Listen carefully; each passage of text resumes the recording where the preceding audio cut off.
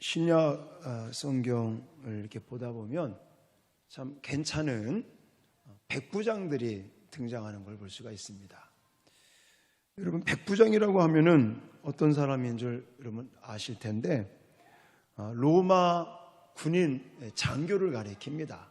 그래서 일명 한 100명 정도의 군인들을 이끌고 이제 예를 들어서 뭐 가버나움 지역이다. 그러면 그곳을 관할하는 그런 아주 권력이 있는 사람을 가리킵니다. 그래서 이제 오늘 본문에도 이 백부장이 한 사람 등장하는데, 오늘 본문뿐만이 아니라 신약 성경을 보다 보면 몇몇의 이 백부장들이 등장을 하는데, 제가 첫 번째로 소개해드리고 싶은 사람은 예수님이 십자가 처형을 당하실 때 그 옆에 로마 군인 백부장, 이름은 나와 있지 않습니다. 그래서 익명의 백부장이다 이렇게 말하는데, 예수님 십자가에 못 박혀 돌아가실 때 있었던 그 백부장, 그 사람도 예수님을 하나님의 아들이다 이렇게 고백하는 걸 볼 수가 있습니다. 또 사도행전에 가보면 고넬료라고 하는 백부장이 있습니다. 이방인이죠.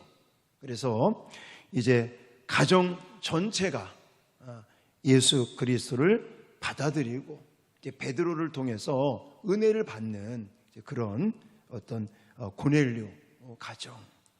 또 사도 바울을 로마로 호송하는 일에 있어서 책임을 맡았는데, 굉장히 사도 바울에게 친절을 베풀었던 율리오라고 하는 백부장도 있었습니다.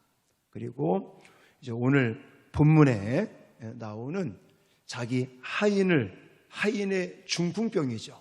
그것을 이제 예수님 통해서 치료받게 하는 이런 사람들이 나옵니다. 가만히 보면 이 군인들이 믿음이 좋은 사람들이 많은 것 같아요. 저도 이제 뭐 병으로 이렇게 병장으로 제대를 하면서 군 생활을 했는데, 교회 일을 하다 보니까 이제 군종병으로서 교회 일을 하다 보니까 이 군인 가족들하고 많이 이렇게 교회 활동을 하고, 그리고 지금도 뭐 작전과장님이라든지 또 인사과장 또 뭐 군수과장 했던 집사님들이 지금도 연락을 서로 주고받고 합니다. 그래서 그 전에 하단동에서 우리 교회가 막 건축하고 그럴 때 한 분은 이제 소령을 달려고 그렇게 기도하고 애를 썼는데, 소령 달기가 그렇게 힘들더라고. 육사 출신들은 금방금방 다는데 이 삼사 출신들은 진짜 무궁화 달기가 하늘에 별 따는 것처럼 너무너무 힘들었는데, 결국은 이제 제대하시고 그리고 대전에서 떡집을 하시는데 얼마나 장사가 잘 되는지, 우리 그 전에 이제 두 번째 성전 건축하고 막 그럴 때 입당 예배 한다고 그러니까 떡도 보내주고 뭐 건축원금도 보내고 막 그러신 분들이 계십니다. 근데 그렇게 군인들 가만히 이렇게 만나보면 굉장히 믿음 좋은 사람들이 많은데, 제가 한번 생각을 해봤어요. 군인들이 물론 뭐 다 그런 건 아니지만 믿음이 좋은 사람들 왜 이렇게 믿음이 좋을까? 굉장히 이 군인 출신들이요, 이 생각이 아주 심플합니다. 단순하게 생각을 하니까 믿음이 팍팍 들어가지 않았을까?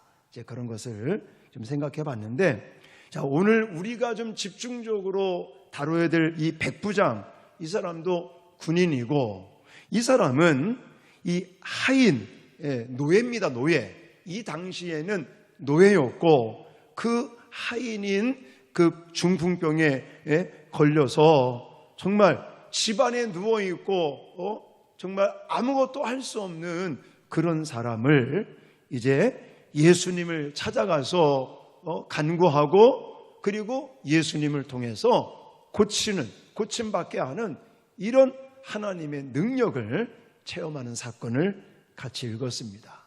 여러분, 이 본문을 보면서는 저와 여러분들이 꼭 한 가지 기억해야 될 부분이 있는데, 제가 나중에 설명을 하겠지만 이 중풍병을 앓고 있는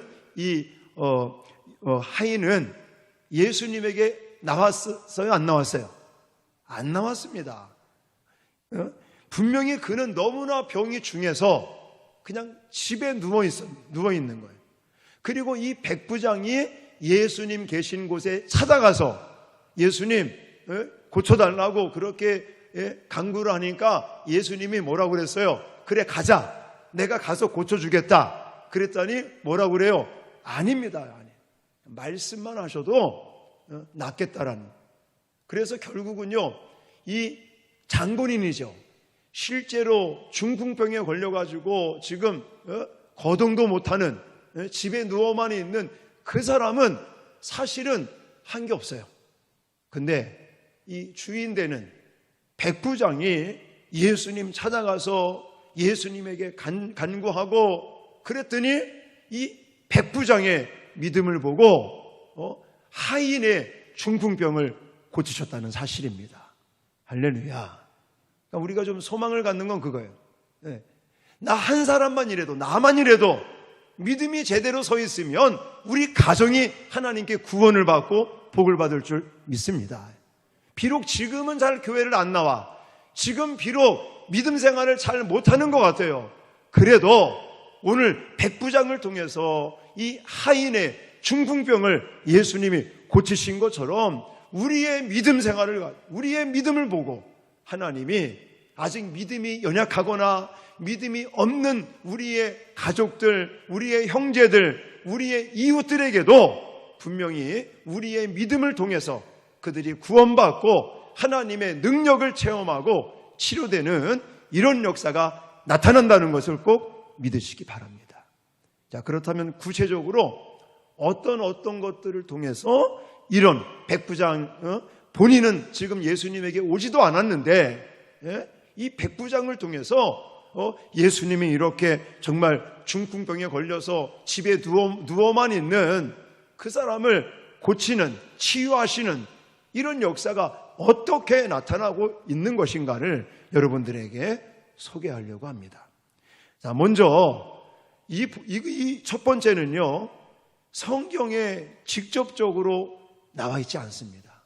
그런데 제가 본문을 연구하고 묵상하면서 이런 게 있었구나라고 은혜 받은 것을 여러분들한테 나누고 싶은 건데, 그 첫 번째는요, 사람에 대한 깊은 사랑이 있었다라는 것입니다. 자, 예수님께서는 나병 환자를 고치셨어요. 그리고 가버나움에 들어가셨습니다. 지도를 볼 것 같으면 가버나움이라고 하는 곳이 어디냐면, 왜 갈릴리 바닷가 아시죠? 호수. 갈릴리 호수의 저 북쪽에 있는, 좀 이렇게 표시를 해봐요. 가버나움이라고 있잖아. 화살표. 그렇죠. 여기가 가버나움이에요. 예수님께서 지난 주일날 말씀드렸던 나병 환자를 치유하시고 가버나움이라는 곳으로 이제 가셨는데, 이때 한 백부장이 예수님께 나와서 간구합니다. 주여, 내 하인이 중풍병으로 집에 누워있어 몹시 괴로워하고 있나이다. 이 말은 무슨 말이에요? 내 하인을 예수님이 고쳐주십시오. 이런 부탁이죠. 자, 백부장은 아까도 말씀드렸지만 100명의 군대를 거느리고 로마 군대의 지휘관으로서 당시 그 식민지역, 그러니까 지금 저 유대 지역을 총괄하는 사람이라는 겁니다.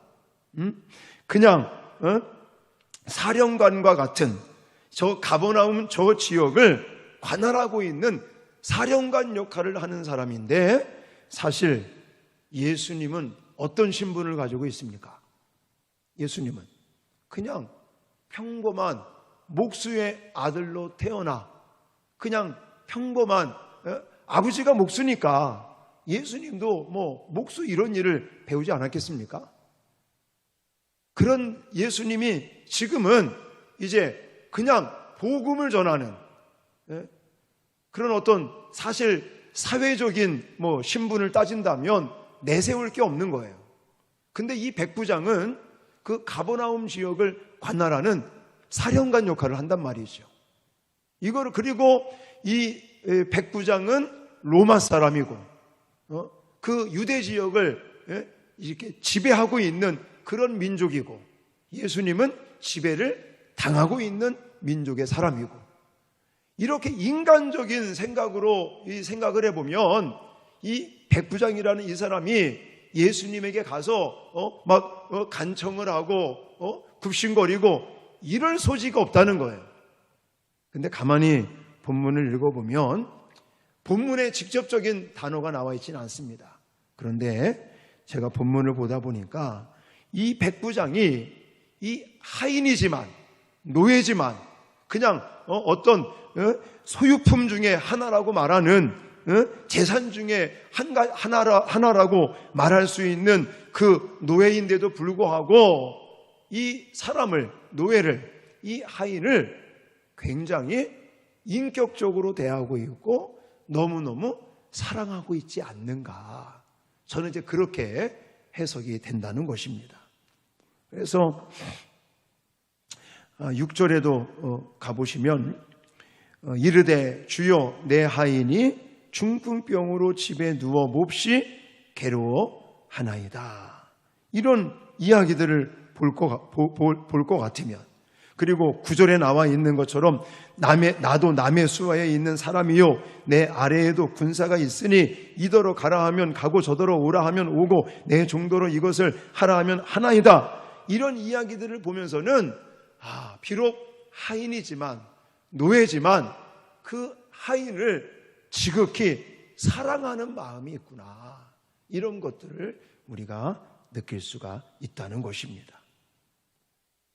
이 백부장은 그 당시 다른 백부장들처럼 자기가 가지고 있는 권력으로 다른 사람을 그냥 종 부려먹듯이만 부려먹는 사람이 아니라, 지금 제가 6절에도 말씀을 짚어드렸지만 이 마음속에는 자기 노예고 하인이지만 그 하인이 지금 누워서 괴로워하고 있는 그 괴로움을 같이 공유하고 있다라고 저는 생각을 합니다. 아니, 그게 아니라면 사실 예수님에게 가서 이렇게 간구하고 이럴 이유가 없는 거예요. 그래서 저는 우리에게도 이런 마음이 먼저 있어야겠다. 자, 우리 주변에 아직 예수님 못 만났어요. 아직 구원받지 못하고 또 믿음이 있더라도 믿음이 연약합니다. 그러면 그 사람에 대한 깊은 사랑이 있어야 될 줄 믿습니다. 그래야 그 사람도 나의 믿음을 통해서 은혜를 받고 구원을 받고 하나님의 능력을 체험할 수 있게 된다는 거예요. 자, 그 다음에 두 번째부터 이제 중요한데, 두 번째는 예수님이 이 병을, 중풍병을 치료하시는데 어떻게 치료하셨느냐? 말씀을 통해서 치료하셨다라는 겁니다. 말씀으로 치유의 역사가 나타나고 있다는 겁니다. 이렇게 치유되는 거, 지금 너무나 병이 중해서 집에 누워있을 수밖에 없는 중풍병을 앓고 있는 그 사람이 치유받는 것은 어떤 거 아무것도 없이 오직 말씀으로 치유되고 있다는 사실입니다. 자, 중풍병자가 얼마나 악화된 상태인가를 나타내는 단어들이 집에 누워있다, 그리고 몹시 괴로워하고 있다, 이런 단어들입니다. 예. 그렇지만 예수님께서는 그냥 한 말씀에 고치신다는 것입니다. 무엇을 통해서? 말씀을 통해서요. 그래서 13절 맨 마지막 부분 보시면 예수께서 백부장에게 이르시되 가라 내 믿음대로 될지어다 하시니 그 즉시 하인이 나으니라 라고 말합니다. 물론 이제 중풍병을 이렇게 앓고 있는 사람들 보면 어떤 사람들은 좀 불편하지만 움직일 수 있는 사람도 있습니다. 근데 이 사람은 아예 움직일 수도 없는 사람이에요. 그래서 집에 누워 있어요. 그런데도 예수님이 이 사람을 한 방에 그냥 고치시고 일으키시는데 무엇을 통해서? 말씀을 통해서 하신다는 거예요. 말씀.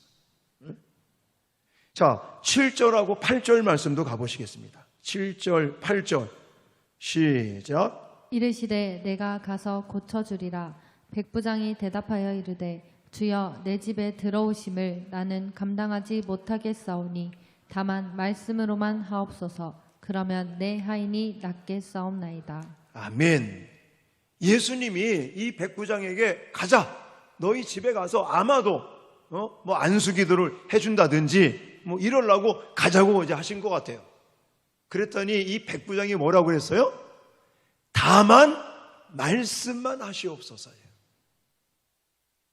그러니까 이 말씀, 예수 그리스도께서 이제 말씀하시죠. 가라, 내 믿음대로 될지어다. 이렇게 선포하시는 말씀을 통해서, 그러니까 지금 이 환자는, 중풍병자는 어디 있어요? 집에 있고, 백부장이 예수님 계신 곳에 와서 예수님에게 이렇게 간청하고 이러는데, 여기서 예수님이 말씀하시니까 또 이 백부장도 가실 필요 없습니다. 말씀만 하십시오. 그래도 낫겠습니다. 그럼 예수님께서 말씀으로 선포하시니까 거리가 떨어져 있는데도 고치고 고침받고 일어났다는 사실을 믿으시기 바랍니다. 여러분, 이런 역사가 나타나는 것이. 자, 그러면 히브리서 4장 12절 이런 말씀을 통해서 말씀의 능력이 무엇인가를 우리가 빨리 깨달아야 됩니다.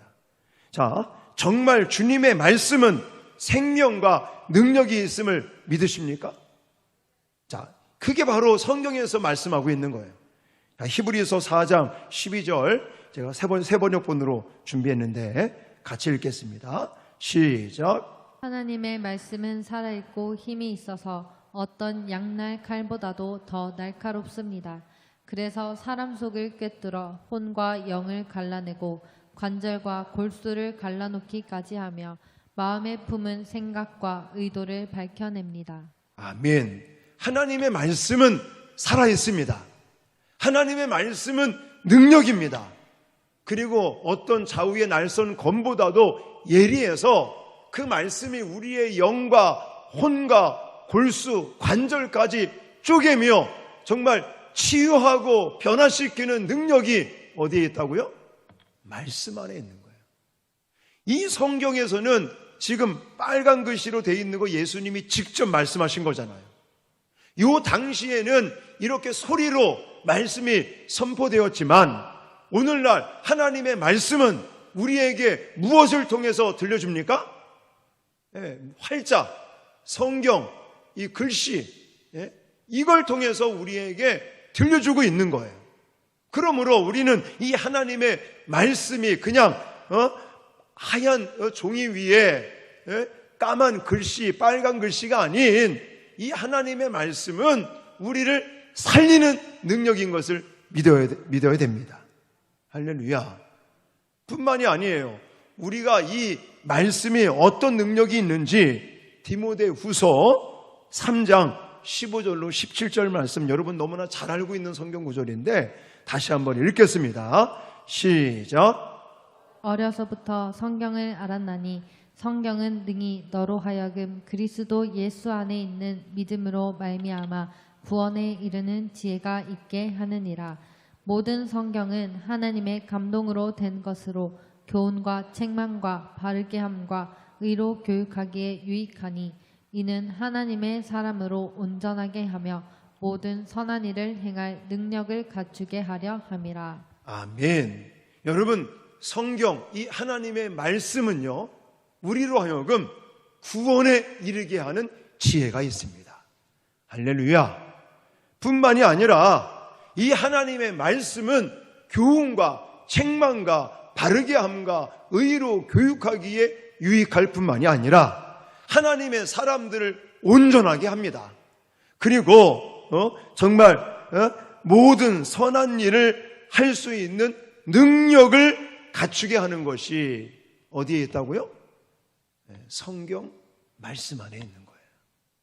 그래서 우리는 날마다 하나님의 말씀을 읽고 듣고 암송하고 큐티하고 또 공부하고 하나님의 말씀을 통해서 감동을 받고 또 그 하나님의 말씀을 가슴에 새기면서 삶 속에서 그 말씀대로 살아보기 위해서 몸부림칠 때 하나님의 구원의 역사가 또 변화의 그 능력들이 또 하나님께서 고치시고 회복하시는 역사들이 나타난다는 것을 믿으시기 바랍니다.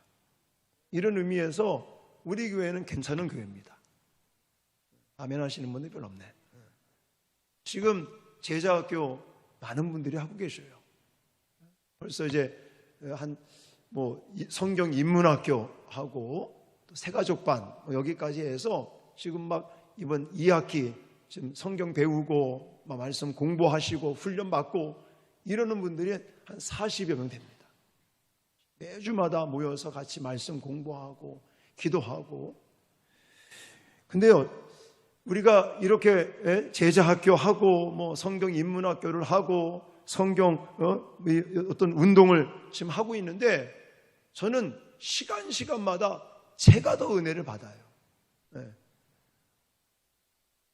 뭐 누구라고 제가 말을 할 수는 없지만 그렇게 간증하시는 분도 계시더라고요. 성경 암송을 하다가 예수님을 만났다고 그럽니다. 저 깜짝 놀랐어요. 야, 이런 역사들이 나타나는구나. 그러니까 저도 그전에는 굳이 뭐 암송까지 할 필요가 있을까? 그런 생각이었거든요. 근데 어쨌든 이제 도전을 받고 우리 교회도 암송도 해야겠다. 그래서 우리가 한 3개월 전서부터 말씀 암송까지만 우리 하잖아요.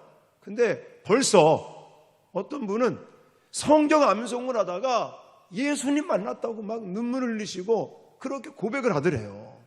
이런 역사들이 나타나고 있습니다. 여러분들은 어떠십니까? 여러분들 말씀을 읽으시면서 또 말씀을 어떤 분은 또 필사하시면서 어떤 분들은 말씀을 암송하면서 또 큐티하고 묵상하면서 정말 하나님의 음성을 듣고 하나님을 만나고 예수 그리스도를 만나고 또 하나님의 그 놀라우신 치유의 역사가 저와 여러분 가운데 나타날 수 있기를 주님의 이름으로 축원합니다. 우리가 하나님의 말씀에 집중할 때 또 우리가 하나님의 말씀대로 100% 완벽하게 살아갈 수는 없겠지만 그 말씀대로 살아보려고 살아내기 위해서 성령님을 의지하고 몸부림치면 하나님께서 우리의 영과 우리의 육체까지도 정말 놀랍게 치유하는 그런 역사들이 나타날 줄 믿습니다. 왜냐, 오늘 본문에도 이 중풍병자를 고치는 것은 예수님의 말씀을 통해서 치유의 능력이 나타나고 있기 때문인 것입니다. 또 한 가지 본문을 통해서 이 백부장의 하인이 치유받는 이 사건을 통해서 우리에게 강조하시는 말씀은 무엇이냐? 이 말씀의 치유의 역사는 또 무엇이 도구가 되고 있느냐? 바로 믿음을 통해서 일어나고 있다라는 거예요. 자, 한번 정리를 해보십시오.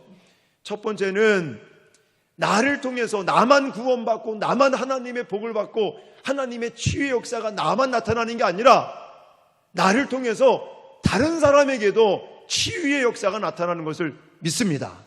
근데 그것이 어떻게 나타난다고요? 먼저 사랑하는 마음. 한 사람 한 사람.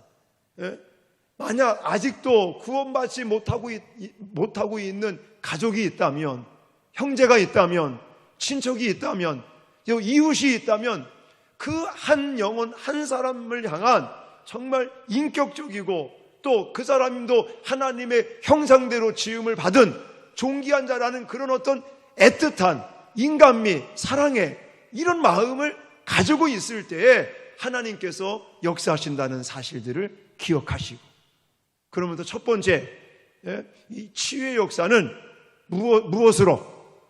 말씀으로 하셨다는 거예요. 그리고 마지막에는 이 말씀의 치유의 역사는 결국은 믿음을 통해서 일어나고 있다라는 것입니다. 여러분, 백부장이 예수님께 도움을 구하러 갔던 것은 이게 바로 믿음의 행위다라고 말할 수 있는 겁니다. 자, 예를 들어 이 백부장의 마음 가운데 예수라는 사람 얘기를 들어보니까 내가 그 사람에게 가면 우리 하인이, 사랑하는 하인이 낳을 수도 있고 안 낳을 수도 있을 거야. 만약에 이런 마음이라면 역사는 안 나타나는 것입니다. 치유를 받을 수 있으리라는 기대감이 있는 거예요. 그게 바로 믿음인 거죠. 그래서 히브리서 11장 6절 믿음장에서 믿음에 대해서 이렇게 얘기합니다. 히브리서 11장 6절 시작. 믿음이 없이는 하나님을 기쁘시게 하지 못하나니 하나님께 나아가는 자는 반드시 그가 계신 것과 또한 그가 자기를 찾는 자들에게 상 주시는 이심을 믿어야 할지니라. 아멘.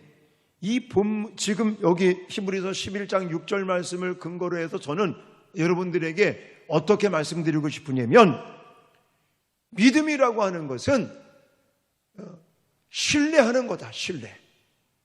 의심하는 게 아니라 신뢰하는 것이다. 여러분은 이 예배 자리에 나오실 때 신뢰하는 마음을 가지고 나오셨습니다. 그렇죠? 눈에 보이진 않지만 지금도 하나님이 이 예배 가운데 임재하시고, 또 우리가 하는 어떤 찬양과 기도와 또 선포되어지는 말씀과 이런 걸 통해서 하나님께서 저와 여러분을 만지시고 새롭게 하시고 강하게 하시고, 할렐루야. 이걸 의심하지 않고 이것에 대해서 흔들리지 않고 신뢰하는 마음으로 나오신 거죠. 이 자체가 바로 믿음의 행위인 것입니다. 자, 여러분, 이 백부장은 예수님의 말씀의 권위를 믿었던 것이죠.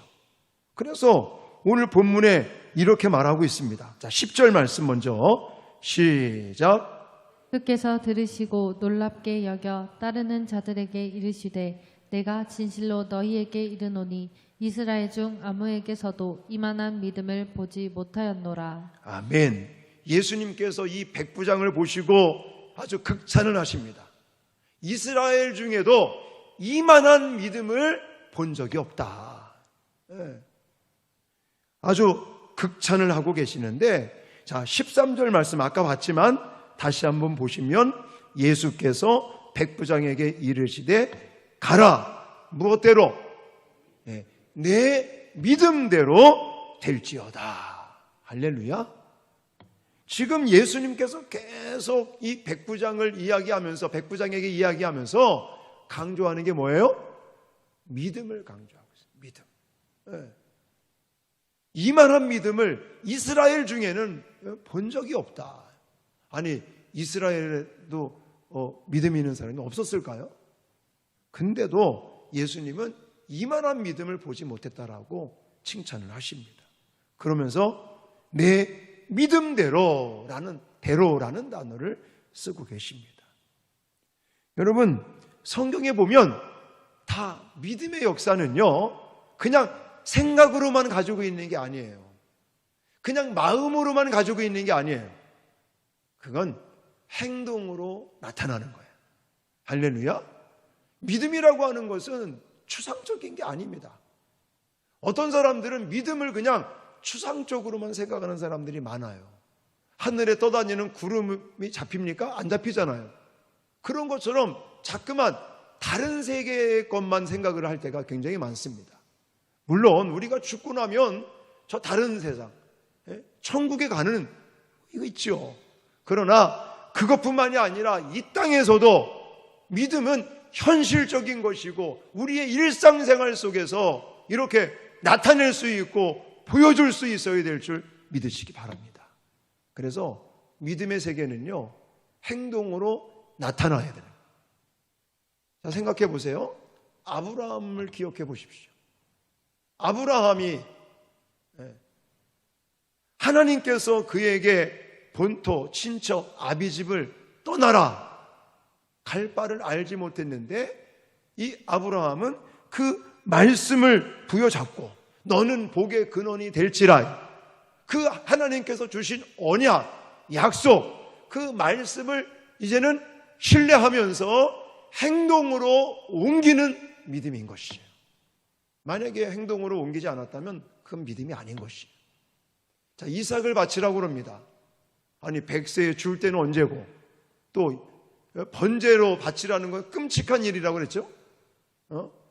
잡아서 각을 떠서 불에 태워서 향기를 드리는 그 번제를 드리라고 그러는데, 참 언제는 줬다가 언제는 바치라고 그랬다가, 이 마음이 아니라 아브라함은요, 그래, 하나님이 100세 때도 경수가 끊기고 아이를 낳을 수 없는, 임신할 수도 없고 낳을 수도 없는 그런 사라의 몸을 통해 이렇게 이삭을 약속대로 주신 하나님이, 만약 내가 이삭을 하나님의 말씀 따라 번제로 바친다고 할지라도 하나님은 그를 다시 살려낼 것이다. 할렐루야. 그런 확신, 신뢰, 이 마음을 가지고 행동으로 옮기잖아요. 그게 믿음이라는 거예요. 그게. 여러분, 노아 홍수 사건을 생각해 봐도 그렇습니다. 노아 방주를 지으면서 하나님께서 홍수로 세상을 심판하시겠다고 듣고 그것을 신뢰하는 거예요. 그래서 세상 사람들에게 막 얘기하지 않았겠습니까? 그러면 세상 사람들은 저 노아 할아버지가 노망이 들었나 보다 이래가면서 손가락질하고 조롱하고, 그러나 때가 되니까 하나님께서 말씀하신 그 말씀대로 이제는 세상이 물에 잠기게 되잖아요. 방주에서 들어간 노아 식구들만 구원받는 이런 역사가, 이런 능력이 바로 말씀을 듣고 그 말씀을, 약속을 신뢰하고 또 그것을 확신하면서 행동으로 옮기는 그 믿음 때문에 구원함을 받고 하나님의 복을 받는 역사가 나타난다는 사실입니다. 그러므로 저와 여러분도 마찬가지예요. 내 믿음은 그냥 생각으로만 가지고 있는 믿음인지, 아니면 정말 행동으로 옮기는 살아있는 믿음인지 한번 점검해 보시기를 바랍니다. 자, 오늘 이 백부장 하인의 치유 사건을 보면서 여러분들에게 아주 처음에 강조한 것은 나의 이 믿음 생활, 나를 통해서, 그러니까 백부장을 통해서 하인은 예수님에게 지금 오지도 않았어요.